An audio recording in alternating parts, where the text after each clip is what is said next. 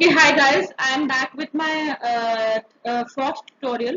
This is the third part of the second tutorial that I had started on basics of CBC interpretation. Thank you so much for giving so much love to the first three videos. I received some very encouraging comments, some good tips that I can use. I apologize for the quality of the video because I do not have nice, speakers or machines. I just recorded on a Windows 10 laptop. But thank you so much. Keep supporting me. I would be finishing histograms and the interpretation with this video. I will be moving on to bone marrows now because I've already done the peripheral smears. And the basics and the troubleshoots of bone marrow aspiration and bone marrow biopsy in one or two parts would be my next topic that I would cover. Those who have not seen the previous three videos, I request you to please go and see them first. But now you will not be able to understand this video because I tend to make videos as continuity, so that एक topic खत्म हुआ उससे related दूसरा and then उससे related तीसरा. This is how I make videos ताकि एक continuity बनी रहे. And in this video, I'll just be recapitulating the last two videos that I put up. Peripheral smear video was my first video. You can go and check that for all the troubleshoots and the pitfalls that you get in peripheral smear. I would now, in future, be also dealing with histopaths, short troubleshoot videos, which I'll be alternating with hematology as and when the time permits me. Thank you so much for giving me so much support, and I'll try and incorporate as many ideas that you people give me as I can while I make these videos. Also, I'm working on the NEET video. It's taking a bit of time because I'm collecting images and doing some research because मुझे NEET में बैठे time हो गया काफी. So I was in fact the first batch who sat in the NEET exams. Now I'll have to collect. I know, but I still, because I don't want to give you something which is a misinformed video. So please be patient to all those who ask me for a NEET video. I'm working on it. It will come out soon. So without taking much of your time, let me begin with this video.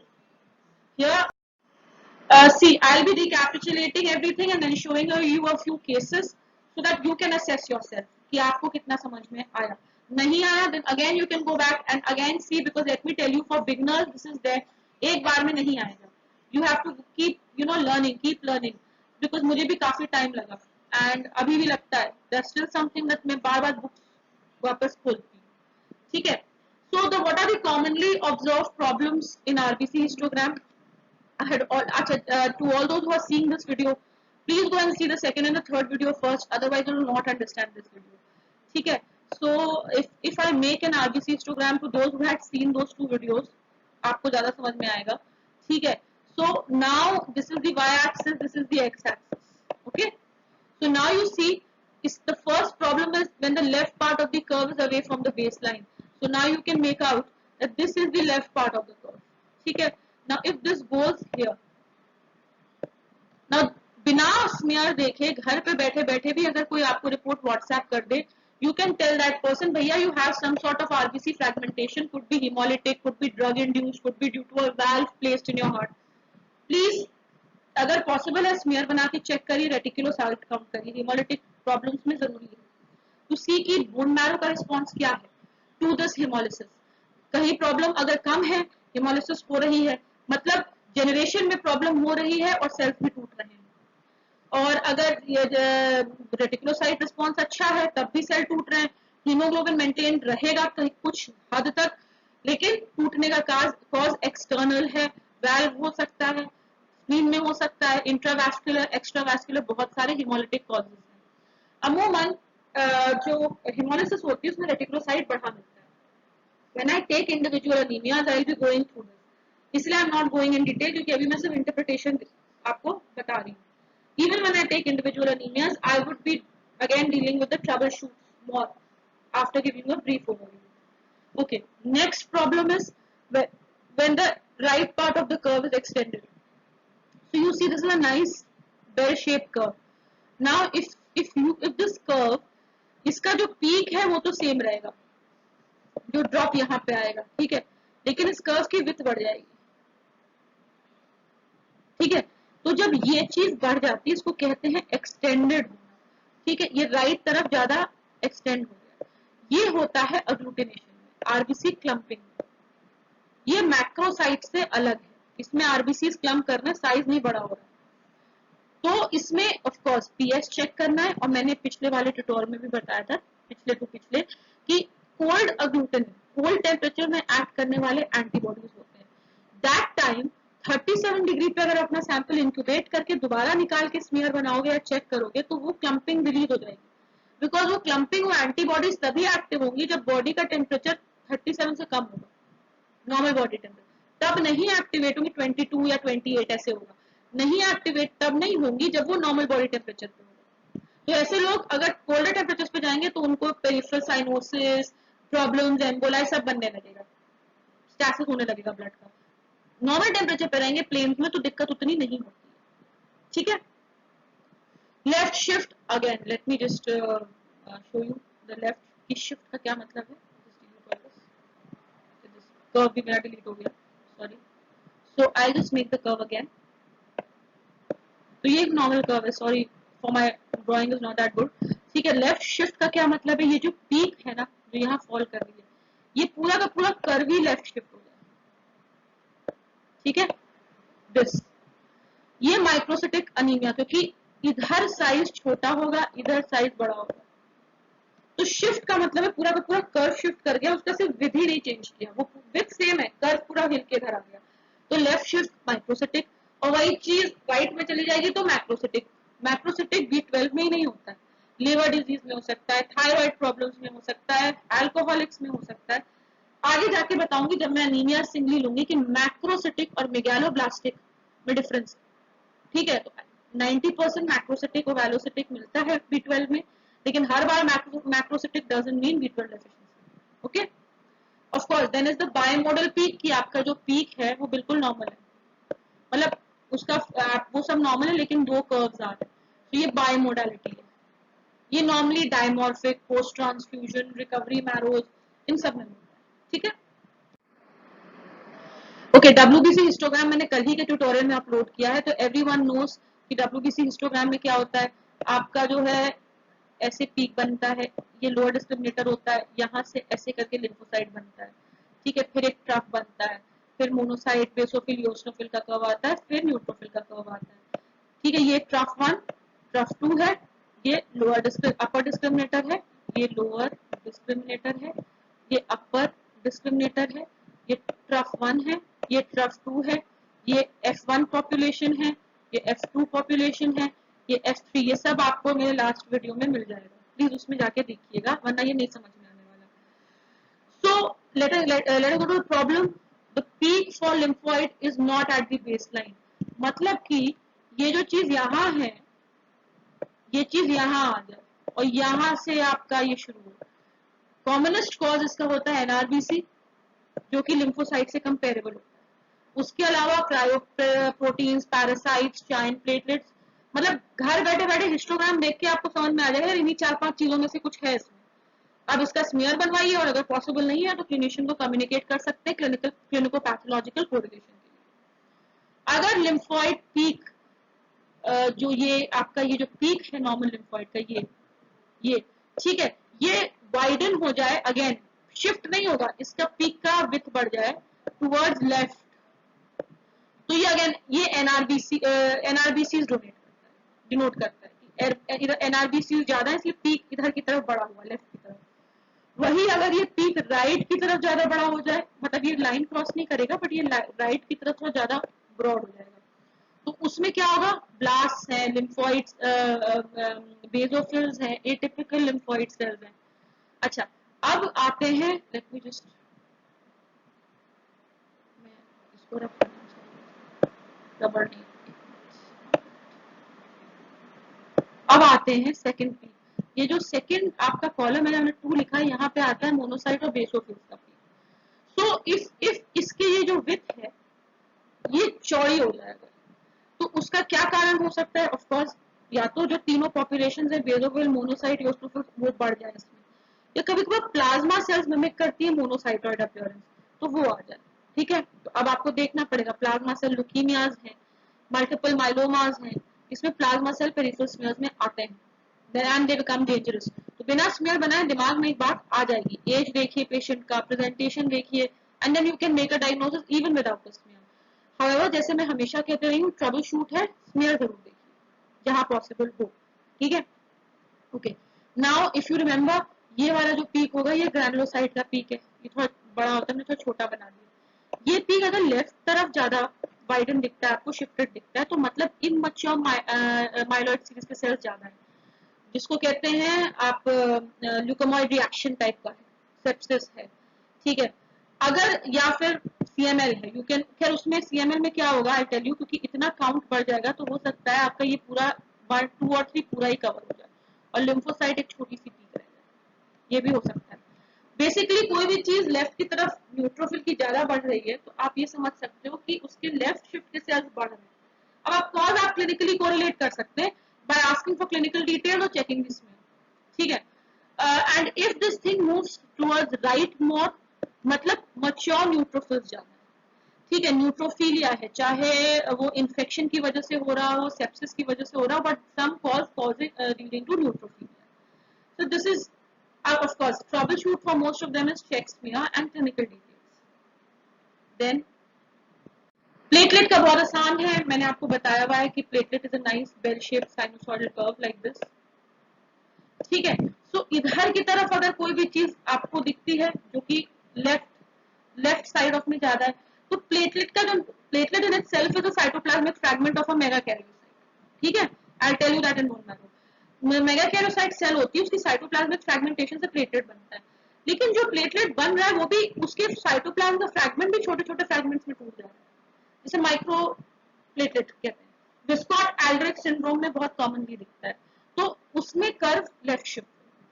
आपके fragmented RBCs हैं, giant platelets हैं, ठीक है, चाहे EDT induced हो, चाहे ITP हो, Bernard सूलियो हो, और भी डिजीजेस हैं, माइक्रोसाइट्स हैं, शिस्टोसाइट्स हैं, तो उसमें उस केस में कर्व, प्लेटलेट का कर्व बढ़ेगा साइड, तो वो लेफ्ट शिफ्ट, ठीक है. एंड ऑफ कोर्स समटाइम्स ये कर्व बाइमोडल भी हो सकता है, डिपेंडिंग ऑन जायंट है, छोटे हैं, फ्रैगमेंट्स भी हैं, बड़े भी हैं, मिक्सचर है, तो then at least you can check the smear and then you can go for the causes of this kind of presentation. अच्छा, ये मैंने आपको बताया है कि जो और सीबीसी के पैरामीटर्स होते हैं, स्पेशली आरबीसी वाले, क्योंकि सबसे ज्यादा चेंजेस उसी में दिखते हैं आपको, तो वो और किन किन कारणों से हो सकते हैं, तो उसको ये याद नहीं होगा अभी, इसको आप स्क्रीनशॉट कर सकते हो मेरे प्रेजेंटेशन से, and then you can keep going through this every time. So if see there is RBC fragmentation, RBC टूटा तो काउंट तो आरबीसी का कम होना ही होना है, ठीक है.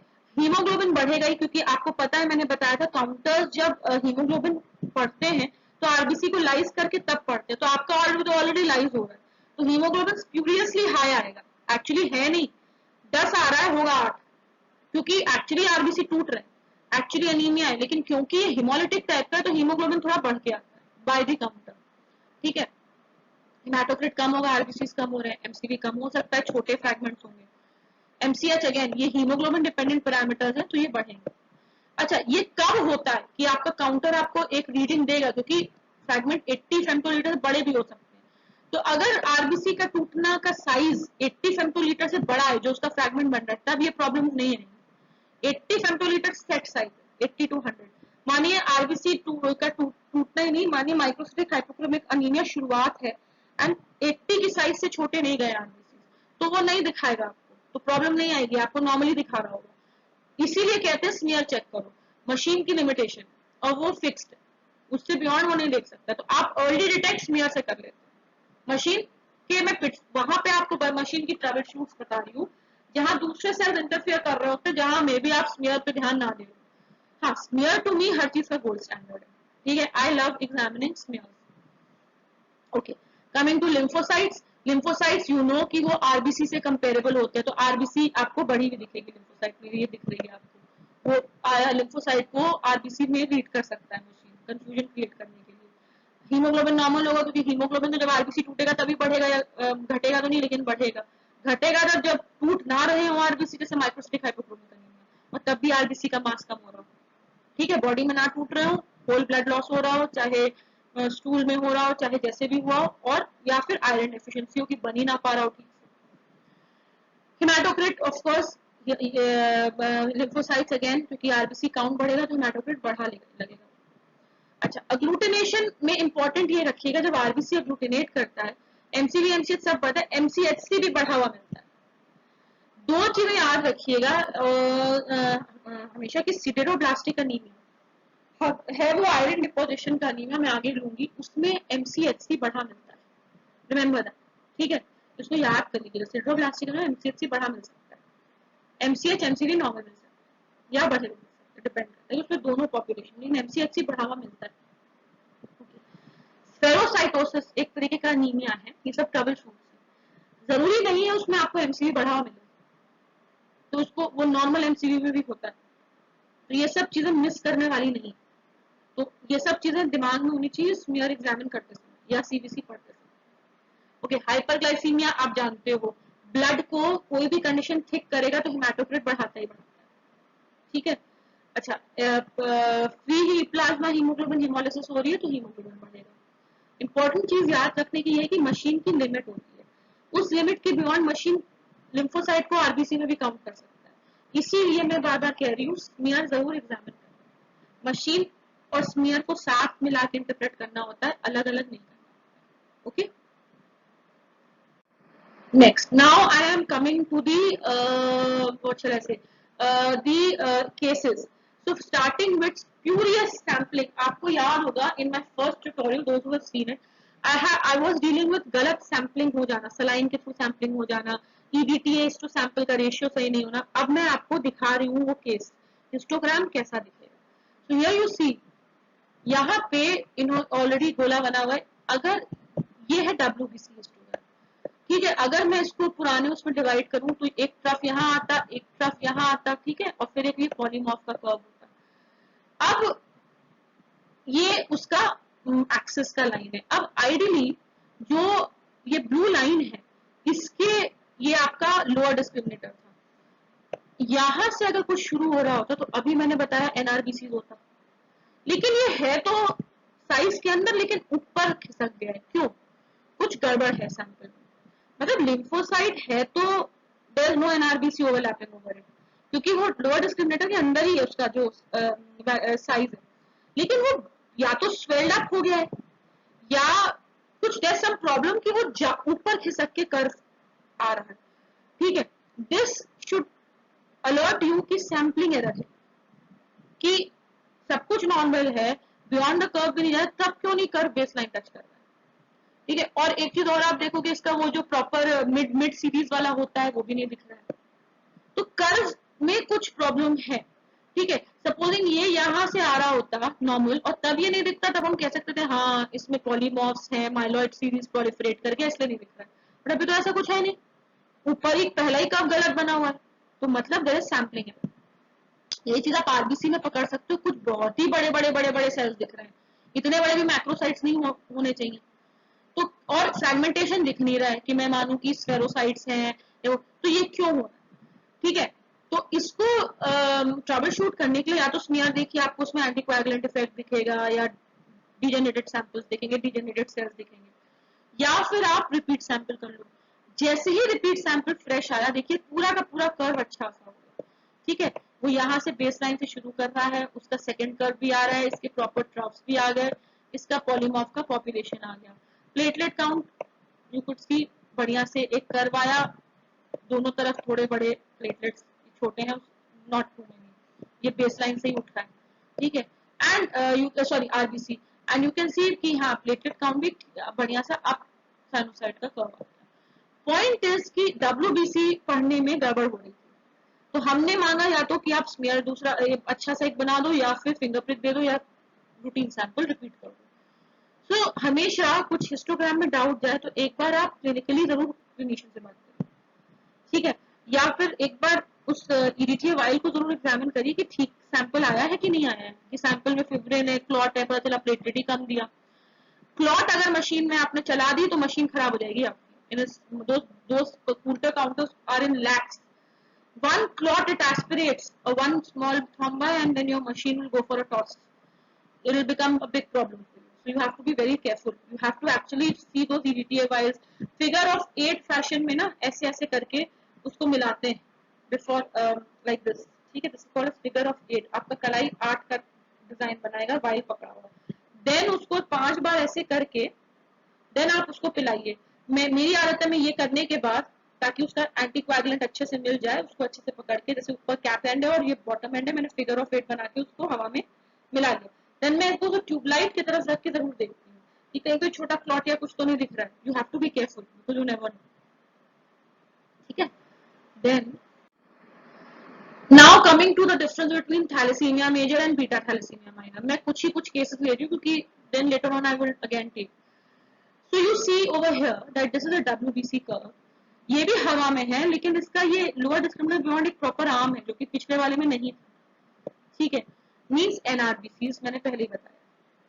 यहाँ पे आरबी बाकी सब ठीक है। डब्ल्यूबीसी में, आरबीसी में भी you can see few large cells, थोड़े से बड़े बड़े हैं। एंड प्लेटलेट अगेन कुछ हैं जो प्लेटलेट से साइज में थोड़े बड़े हैं लेकिन यूजुअल आरबीसी से छोटे हैं, तो ये फ्रैगमेंटेड आरबीसी। थैलेसीमिया मेजर में ल्यूकोएरिथ्रोब्लास्टिक पिक्चर भी हो सकती है। You get lot of NRBCs, mid series cells, fragmented cells, तो वो ऐसा पिक्चर देगा। थैलेसीमिया माइनर ऑलमोस्ट नॉर्मल हो, ठीक है, क्योंकि वो माइनर थैलेसीमिया। मैं जब अनीमिया लूंगी तो आपको दिखाऊंगी। तो आप ये देख रहे हो इसका बढ़िया से कर्व डब्ल्यूबीसी का यहाँ से शुरू हो रहा है। आरबीसी माइक्रोसिटिक हाइपोक्रोमिक, सबको पता है कि थैलेसीमिया का पिक्चर कैसा होता है माइक्रोसिटिक हाइपोक्रोमिक, जब तक कि वो बहुत एक्सेस में ना हो। ऑफ कोर्स हेमोलिटिक अनीमिया का ग्रुप में का अनीमिया है, ये हीमोग्लोबिनोपैथी है, तो थोड़ा बहुत आपको फ्रैगमेंटेड सेल सब मिलेगा ही मिलेगा। तो that you can see over here platelet के कर्व। ठीक है, that it is there. I take a red because I can't see the pointer. I take a highlighter, वो शायद थोड़ा मोटा हो। Okay, red. Then hemolytic picture में आपको ये चीज दिखेगी। ये क्या है? ये फ्रैगमेंटेड आरबीसीज का एक कर्व। अगर ये हेमोलिसिस इतना ज्यादा है कि एनआरबीसी स्मीयर में आना शुरू हो गए, कॉम्पनसेटरी बोन मैरो कॉम्पनसेट कर रहा है कि जल्दी जल्दी हीमोग्लोबिन डाउन जा रहा है, भेजो आरबीसी, तो आपको ये चीज यहाँ से शुरुआत होती हुई कर्व मिलेगी, जो कि अभी नहीं मिल रही है। मतलब एनआरबीसी तो नहीं है लेकिन फ्रैगमेंटेड छोटे छोटे आरबीसी तो हैं। अगेन प्लेटलेट का ये साइनोसॉइडल कर्व तब ऊपर जाने लगेगा जब फ्रैगमेंटेड शिस्टोसाइट्स का साइज 80 फेम्टोलीटर से और ज्यादा कम होने लगेगा। ठीक है, कंपेयर दिस विद ल्यूकोएरिथ्रोब्लास्टिक पिक्चर। यहाँ देखिए आपको मिल गया जो मैं कह रही थी एनआरबीसी वाला कर्व। आपको बहुत ही छोटे छोटे आरबीसी मिल रहे हैं जो उसके एवरेज कर्व से अब बाहर जा रहे हैं। और प्लेटलेट मैंने अभी आपको बताया, यहाँ पे वो उठाव आएगा प्लेटलेट का, देखिए वो आ गया। ठीक है, दैट इज वाई मैं आपको कंपैरेटिव बता रही हूँ। सिंपल हेमोलिसिस और सीवियर हेमोलिसिस कॉजिंग ल्यूकोएरिथ्रोब्लास्टिक में क्या करता है। यही चीज बोन मैरो इन्फिल्ट्रेशन में भी मिल सकती है, एमपीएन्स में मिल सकती है, आईएलडी की और क्या कॉजेज होते हैं as I go forward. Okay, cold agglutinin मैंने आपको बताया 37 डिग्री पे रखोगे ना। कोल्ड अग्लूटिनिन में क्या होता है, आरबीसी ऐसे करके क्लम्प होने लगते हैं एक दूसरे से। रूले क्या होता है, स्टैक ऑफ कॉइन, मैं बता चुकी हूँ, इमेज भी दिखा चुकी हूँ। क्लम्पिंग क्या होती है, किसी भी साइड में ऐसे ऐसे ऐसे करके चिपक जाएंगे आरबीसी। तो उसमें क्या होगा, आपका आरबीसी कर्व में दो पीक्स आएंगे। एक तो वो आरबीसी जो अलग अलग है, वो नॉर्मल पे रीड हो रहे हैं आपके, नॉर्मल उसका साइज है एमसीवी। और जो क्लम्प हो गए हैं वो मशीन दो दो तीन तीन जो क्लम्प हो उसको एक की तरह रीड करने लगती है, तो मशीन को लगता है मैक्रोसाइट्स बन रहे हैं, होते नहीं है मैक्रोसाइट। ठीक है, तो वो एक दूसरा पीक दे देती है जिसका साइज अराउंड से 120 130 होता है, जो कि नहीं होना चाहिए, 80 to 100 के बीच में होता है। तो that is how you reach cold agglutination में। मूली न्यूट्रोफिलिया बहुत दिखता है, तो देखिए इसमें पीक बड़ा है और इसका पीक छोटा हो गया। ठीक है, platelets are fine because there is no fragmentation. Paraprotein जैसे मल्टीपल माइलोमा, उसमें आपको न्यूट्रोफिलिया मिल सकता है, नहीं भी मिल सकता है, नॉट 100% थिंग। एक ये एक छोटा सा नॉच मिलेगा आपको, लेकिन साइज नॉर्मल रहेगा आरबीसी का। ये नॉच क्यों मिल रहा है? पैराप्रोटीन्स आरबीसी को प्लाज्मा को विस्कस बनाते हैं और आरबीसी को चिपकाते हैं एक दूसरे से। ठीक है, सो या फिर खुद प्रोटीन मॉलिक्यूल इंटरफेरेंस प्रोड्यूस करते हैं, तो ये उसकी वजह से हो सकता है। ऑल्दो चिपकने में इधर ज्यादा आना चाहिए अगेन, तो this could one reason is interference, that viscosity causes interference in the reading which is giving you that छोटा सा कर्व होगा। ठीक है, पोस्ट ट्रांसफ्यूजन, अच्छा डायमॉर्फिक अनीमिया दोनों में बाइमोडल मिलता है। ठीक है, यू हैव टू सी कि पोस्ट ट्रांसफ्यूजन में आपको दो पॉपुलेशन मिलेंगी। एक जो नॉर्मली लेफ्ट साइड में होती है ना, वो ट्रांसफ्यूज सेल्स की पॉपुलेशन, और जो राइट साइड में होती है वो हमेशा 90% वो ओरिजिनल सेल्स की population. So if you get a bimodal peak, लेकिन इनका जो पीक वो है वो ऑलमोस्ट इक्वल होता है। और यही चीज अगर ऐसे होती तो ये साइज में तो बड़े हैं लेकिन कम फ्रीक्वेंसी में, और ये ज्यादा फ्रीक्वेंसी में, ये डायमॉर्फिक अनीमिया हो सकता है। ऑल्दो हम इसको 100% नहीं मानते, we always go for the smear examination. तो आपको स्मीयर में दिखेगा कि ट्रांसफ्यूजन में दो सेल पॉपुलेशन है, दोनों सही लग रहे हैं लेकिन दो है। और जब अनीमिया होगा तो आपको पैलर भी दिखेगा, हाइपोक्रोमिया भी दिखेगा, मैक्रोसाइट भी दिखेंगे, ओवैलोसाइट्स भी दिखेंगे, कैबोरिंग भी दिखेगी, बेसोफिलिक स्टिपलिंग भी दिखेगी, सब दिखेगा। ठीक है, so this is how you differentiate DIC। This is like क्या कहते हैं, खतरे का situation, patient might die, disseminated intravascular coagulation. This is something similar to sepsis, मतलब ये सेप्सिस का बहुत बड़ा फीचर है। अगेन WBC काउंट बढ़ा मिलेगा, लिम्फो छोटा हो जाता है सेप्सिस में। RBC में यू माइट गेट फ्रैगमेंटेड, बहुत कॉमन है कि फ्रैगमेंटेशन मिले, थोड़ा सा ये लेफ्ट को तरफ ज्यादा जाएगा, या फिर स्फेरोसिटिक बड़े बड़े सेल भी मिल सकते हैं, मैक्रोस्फेरोसाइट। देखो, दिस चीज catches fragmentation, this might not catch, मतलब आई कैन मेक के हाँ यार नीचे की तरफ है थोड़ा, बट ये देखो कि यहाँ से फ्रैगमेंटेशन मिल रहा है आपको, क्योंकि प्लेटलेट या तो अच्छा जाइंट प्लेटलेट भी मिलेंगे क्योंकि जल्दी जल्दी बोन मैरो कॉम्पनसेट कर रहा है। कंजम्पटिव कोएगुलोपैथी का ये हिस्सा होता है, gonna take a lecture on that later on.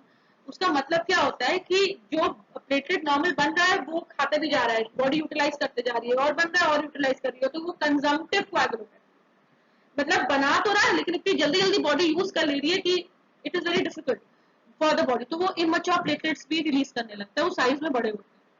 Plus RBC भी टूटने लगते हैं, इसमें हिमोलिटिक टाइप की पिक्चर आने लगती है, तो वो दोनों मिला के आपको इस तरीके का प्लेटलेट का कर्व मिल जाता है।